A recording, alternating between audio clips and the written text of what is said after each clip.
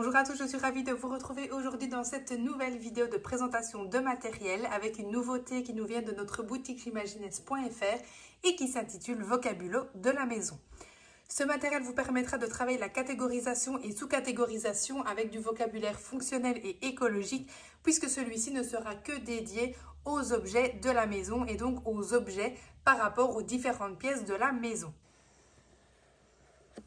Dans la boîte, vous allez trouver 10 paquets de cartes différents correspondant aux 10 pièces de la maison ainsi que des cartes bonus. Vous trouverez donc différentes pièces comme la chambre parentale, la salle à manger, la cuisine, le grenier, le dressing, la chambre des enfants, la salle de bain, la buanderie, le garage et le salon.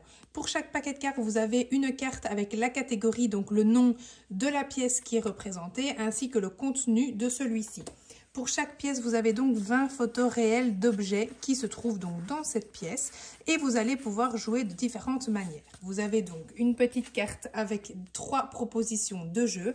La première, c'est simplement une utilisation comme pour le Uno. Vous allez donc choisir plusieurs paquets de cartes et pour déposer une carte, il faudrait bien que l'objet appartienne soit à la même pièce, soit, et là vous allez choisir un deuxième critère, par exemple qu'il ait la même fonction, qu'il ait la même couleur, etc. La deuxième possibilité de jeu sera donc un jeu comme de cette famille que nous avons appelé le collectionneur et la dernière possibilité d'utilisation de ce matériel, enfin en tout cas dans celle qu'on vous propose bien sûr, tout reste adaptable, eh bien vous allez utiliser les cartes où sont notées les différentes pièces de la maison pour les utiliser comme éléments de tri si on peut appeler ça comme ça et donc par exemple vous allez choisir 4 pièces de la maison différentes, vous mélangez toutes les cartes et vous allez demander à votre patient de retrier les objets en fonction de la pièce. Donc, est-ce que par exemple, voilà, cette lampe-là, je peux la trouver dans la cuisine, dans le garage, dans le grenier ou dans le salon?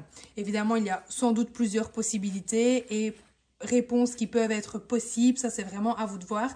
Et ça permettra également donc de travailler le jugement avec vos patients. Voici donc pour ce matériel qui, j'espère, vous plaira et je vous dis à très vite pour une nouvelle présentation de jeu.